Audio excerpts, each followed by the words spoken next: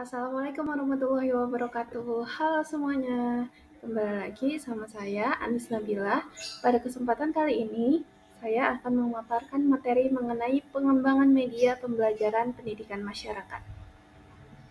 Kemudian, untuk topik pembahasan pada video kali ini, nantinya kita akan membahas yang pertama mengenai landasan perancangan media instruksional, kedua strategi pengorganisasian konten pembelajaran, yang ketiga mengembangkan media pembelajaran yang menarik dan inklusif, kemudian yang keempat pemanfaatan teknologi dan perangkat dalam produksi media, kemudian yang terakhir yaitu evaluasi dan revisi desain media pembelajaran. Baik, yang pertama yaitu landasan perancangan media instruksional. Jadi landasan perancangan media instruksional ini menjadi fondasi utama dalam pembangunan pendidikan yang efektif dan berkelanjutan. Nah, bagaimana caranya? Yang pertama yaitu kita harus memahami akan kebutuhan belajar yang beragam dari masyarakat dan target, kemudian memahami akan prinsip-prinsip pembelajaran dan teori-teori belajar yang mendasarinya, kemudian penguasaan terhadap prinsip-prinsip desain instruksional. Oke, selanjutnya yaitu ada langkah-langkah perancangan media pendidikan. Nah, langkah-langkahnya ini memuat banyak beberapa langkah. Yang pertama yaitu identifikasi kebutuhan dan karakteristik warga belajar, yaitu dengan melakukan pendekatan berupa pengenalan. Kemudian yang kedua yaitu perumusan tujuan. Tujuan harus mencerminkan hasil yang diinginkan bagi individu dan komunitas secara keseluruhan. Kemudian yang ketiga yaitu perumusan materi pembelajaran. Nah, banyak hal yang harus diperhatikan pada proses ini seperti kesohihan materi atau kevalidasian materi, eh, sesuai atau tidaknya isi materi dengan kebutuhan peserta didik dan lain sebagainya. Kemudian yang keempat, itu perumusan alat pengukur keberhasilan pembelajaran.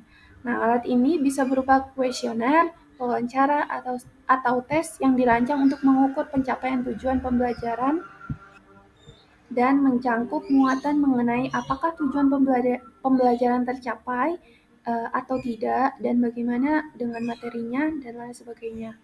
Kemudian yang kelima, yaitu penulisan garis besar pengembangan media atau GBPM.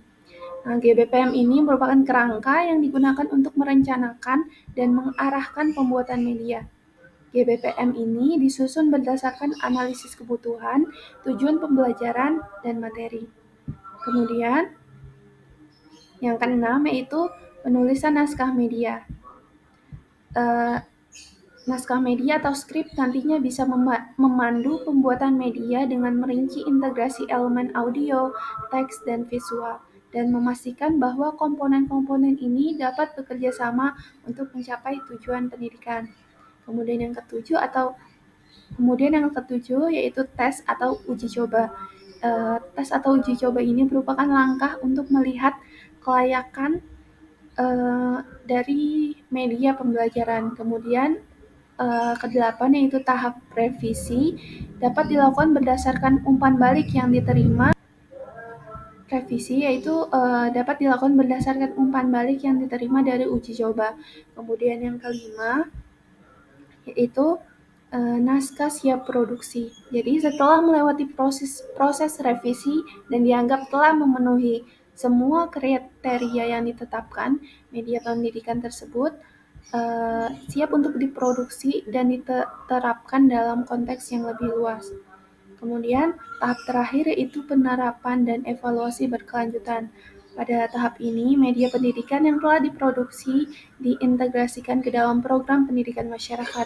Penerapan ini harus diikuti dengan evaluasi berkelanjutan untuk menilai dampak jangka panjang media terhadap pembelajaran.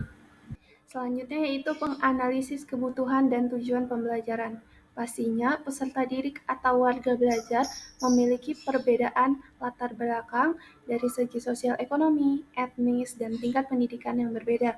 Oleh karena itu, penilaian kebutuhan yang efektif harus mencakup beberapa perspektif untuk memastikan bahwa media pembelajaran memenuhi beragam kebutuhan dan preferensi semua anggota masyarakat. Nah, proses analisis kebutuhan dan tujuan pembelajaran dalam pendidikan masyarakat merupakan proses dinamis yang berulang yang memerlukan kolaborasi, umpan balik, dan evaluasi berkelanjutan. Selanjutnya yaitu pemilihan media pembelajaran. Nah, terdapat pertimbangan-pertimbangan yang bisa kita lakukan dalam pemilihan media pembelajaran. Yang pertama, apakah media pembelajaran ini selaras dengan tujuan pendidikan? Yang kedua, apakah media pembelajaran ini memenuhi beragam kebutuhan pelajar? Yang ketiga, bagaimana keterlibatan dan interaktivitas dari media pembelajaran ini dengan peserta didik, dan bagaimana relevansi dan sensitivitas budaya dari media pembelajaran. Selanjutnya kita masuk pada strategi pengorganisasian konten pembelajaran. Yang pertama, yaitu strategi berbasis taksonomi tujuan pembelajaran. Taksonomi merupakan kerangka kerja yang berguna untuk mengelompokkan tujuan pembelajaran ke dalam tingkat kompleksitas yang berbeda. Yang kedua yaitu strategi mengurutkan konten pembelajaran. Dengan adanya pengaturan urutan yang baik, memungkinkan peserta didik untuk membangun pengetahuan mereka secara bertahap, mulai dari konsep yang sederhana hingga yang lebih kompleks.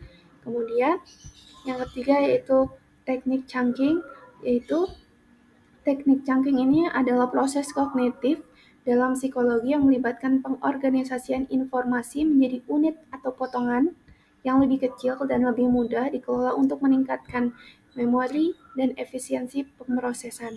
Konsep ini didasarkan pada gagasan bahwa otak manusia itu memiliki kapasitas terbatas untuk memproses informasi, maka muncullah teknik chunking ini.